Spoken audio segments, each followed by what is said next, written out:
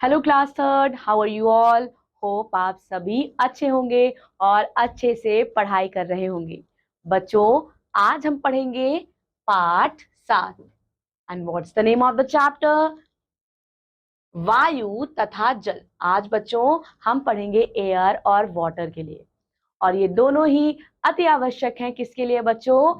ये दोनों ही इंपॉर्टेंट है लिविंग थिंग्स के लिए, सजीव वस्तुओं के लिए। मनुष्यों, जानवरों और पौधों को जीने के लिए हवा की आवश्यकता होती है। वायु के बिना जीवन संभव नहीं हो सकता। और हमारे चारों तरफ क्या है? हमारे चारों तरफ हवा है। हम हवा को देख या छू नहीं सकते। बच्चों, क्या आप हवा को ऐसे पकड़ सकते हो? क्या आपने हवा का कलर देखा है? नहीं देखा है ना। हमने केवल हवा को महसूस किया है। चलिए अब हम पढ़ेंगे बच्चों, वायु में क्या होता है। वायु पृथ्वी पर विभिन्न गैसों जैसे नाइट्रोजन, ऑक्सीजन, कार्बन डाइऑक्साइड और कुछ अन्य गैसों का संयोजन है। वायु में धुआं, धूल और कीटाणु भी होते हैं। धुआं, स्मोक, कारखाने, वाहनों और अन्य साधनों से उत्पन्न धुआं हवा के साथ मिलकर वायु को अशुद्ध, इम्प्योर बना देता है। अशुद्ध हवा में सांस लेना हमारे स्वास्थ्य के लिए अच्छा नहीं है। यह हवा हमें बीमार कर सकती है। हमें स्वच्छ और ताजी हवा में सांस लेनी चाहिए। ताजी हवा में सांस लेने के लिए हमें दरवाजे और खिड़कियां हमेशा खुली रखनी चाहिए। आप सभी के घर में बच्चों दरवाजे या खिड़कियां तो होंगे ही ना। तो चलती हुई हवा को समीर कहते हैं, और कभी कभी तेज हवा चलती है। तेज हवाएं तूफान का कारण बन जाती हैं, और तूफान घरों, फसलों, पेड़ों और जानवरों को बहुत ज्यादा नुकसान पहुंचाते हैं। अब पढ़ेंगे बच्चों हम जल के बारे में। हम सभी जानते हैं कि पृथ्वी का लगभग 70% भाग जल से ढका है। सभी जीवित प्राणियों को जल की आवश्यकता होती है। जिस प्रकार मनुष्य जल के बिना नहीं रह सकता, उसी प्रकार सभी जानवरों, पेड़ पौधों आदि को जल की आवश्यकता होती है। अब हम पढ़ेंगे बच्चों सोर्सेज ऑफ वाटर, जल के स्रोतों के बारे में। जल के अनेक स्रोत होते हैं। वर्षा, बर्फ, नदी, झील, समुद्र, कुएं आदि। इनमें सबसे मुख्य स्रोत क्या है बच्चों? रेन वाटर यानी कि वर्षा है। जल भूमि के भीतर भी पाया जाता है। समुद्री जल खारा होने के कारण पीने योग्य नहीं होता। एयर यू कैन सी, यहाँ बच्चों आप पिक्चर देख सकते हैं। नदी की है, झील लेक की है, समुद्र ओशन की है, और कुआं वेल की तस्वीर है। अब हम क्या पढ़ेंगे बच्चों? जल की अवस्थाएं, स्टेट्स ऑफ वाटर। सो जल की बच्चों कोई निश्चित आकृति नहीं होती है। जल का कोई अपना शेप नहीं होता है। अगर आप जल को ग्लास में डालेंगे तो वो ग्लास का शेप ले लेगा, बोतल में डालेंगे तो वो बोतल का शेप ले लेगा।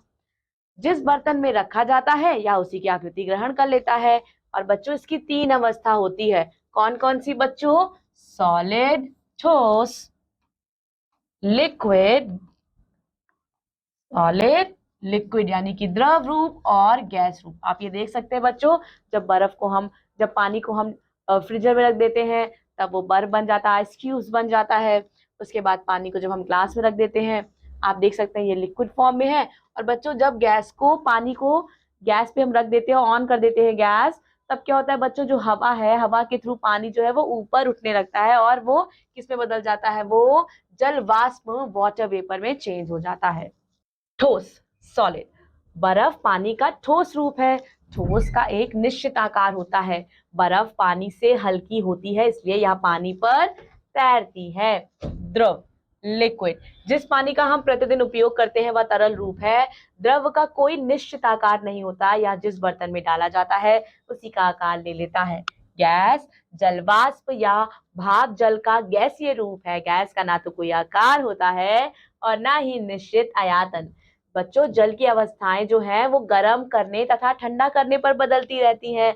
यदि जल को गर्म किया जाता है तो यह वाष्प में बदल जाता है। इसे वाष्पीकरण कहते हैं। यदि हम इन जल वाष्प को की बूंदों को ठंडा करते हैं तो यह जल में बदल जाती है। इसे हम सघनन कहते हैं। अब हम पढ़ेंगे बच्चों जल चक्र, वाटर साइकिल के बारे में। जब सूर्य की किरणें जल निकायों जैसे तालाबों, झील, नदियों और महासागरों पर पड़ती हैं, तब जो जल है वो वाष्प में बदल जाता है। ऊंचाई पर तापमान बहुत कम होता है, इसीलिए ये जलवाष्प संघनित होकर पानी की बूंदों में बदल जाती है। जब वे एक दूसरे के निकट आती है तो बादल बन जाती हैं, और जब बादल बहुत भारी हो जाते हैं तो वर्षा के रूप में पृथ्वी पर गिरते हैं। बारिश का पानी फिर से तालाबों, झीलों, नदियों और महासागरों में चला जाता है, या फिर से सूर्य द्वारा गर्म होता है और जल वाष्प में बदल जाता है। इस प्रकार एक सतत चक्र चलता रहता है, और इस चक्र को जल चक्र के नाम से भी हम जानते हैं। आइए चलिए बच्चों देखते हैं, ये मोटरसाइकिल का डायग्राम आपको दिया गया है। आप देख सकते हैं बच्चों, ये सारी वाटर बॉडीज है। आप देख सकते हैं ये ओशन है, then we have lakes and there are so many water bodies. क्या होता है बच्चों, जब सूर्य गर्म हो जाता है और सूर्य की किरणें बच्चों पानी पर पहुंचती हैं, तो ये पानी को गर्म करने का कार्य करती हैं और पानी जो है वो ऊपर की तरफ उठने लगता है। फिर ये बादल से टकराता है और किस में कन्वर्ट हो जाता है, ये रेन वाटर में कन्वर्ट हो जाता है। तो सबसे पहले बच्चों कौन सा प्रोसेस होता है, सबसे पहले प्रोसेस होता है बच्चों इवेपोरेशन का, ठीक है। और पानी जब बच्चों, जब भाप ऊपर जाती है, ऊपर जाते जाते वो ठंडी हो जाती है, तब प्रोसेस होता है कंडेंसेशन का। और बच्चों लास्ट में जब पूरी तरह से वो ठंडी हो जाती है और बादल से टकराती है, तब बच्चों क्या होता है, प्रोसेस होता है प्रेसिपिटेशन का, जिसे हम रेन वाटर भी कहते हैं। आप ये देख सकते हैं, बादलों का बनना, सूर्य, वर्षा वाला बादल, वर्षा, नदी, भूमिगत जल, समुद्र और वाष्पीकरण। बच्चों अब हम क्या पढ़ेंगे, प्रॉपर्टीज ऑफ वाटर, जल की प्रॉपर्टीज के बारे में पढ़ेंगे। पृथ्वी पर जल ही एकमात्र ऐसा पदार्थ है जो तीन रूपों में विद्यमान है, सॉलिड, लिक्विड एंड गैस। शुद्ध जल रंगीन और गंधहीन होता है। बच्चों प्योर वाटर कलरलेस और ऑर्डरलेस होता है। जब द्रव जल बर्फ में बदलता है तो उसका आयतन बढ़ जाता है। जल का संरक्षण, अब बच्चों जैसे कि हमने पढ़ा जल कितना ज्यादा महत्वपूर्ण है, तो उसका संरक्षण भी हमें ही करना चाहिए। पानी उतना ही प्रयोग करना चाहिए जितनी आपको आवश्यकता हो। इस्तेमाल करने के बाद नल को अच्छे से बंद करें। अगर आपकी बोतल में पानी बचा है तो उसे फेंके नहीं, बल्कि कुछ पौधों के ऊपर डाल दें। ये काम तो स्टूडेंट्स आप कर सकते हैं। चलिए अब हम पढ़ेंगे बच्चों पाठ के महत्वपूर्ण तथ्य। अच्छे स्वास्थ्य के लिए हमें स्वच्छ और ताजी हवा में सांस लेना चाहिए। शुद्ध जल रंगहीन और गंधहीन होता है। वायु हमारे चारों ओर उपस्थित है तथा इसमें अनेक गैस उपस्थित है। जल तीन अवस्थाओं में उपस्थित है, ठोस, द्रव तथा गैस। जल के अनेक स्रोत हैं, वर्षा, बर्फ, कुआं, समुद्र आदि। जल चक्र एक सतत प्रक्रिया है और जल का कोई निश्चित आकार नहीं होता है। बच्चों आपका पाठ यही समाप्त होता है। पाठ का अच्छे से अभ्यास कीजिएगा।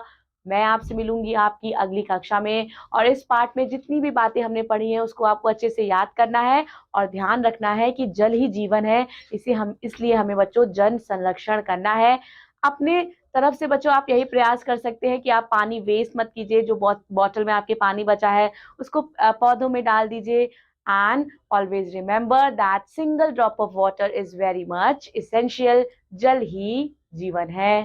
धन्यवाद।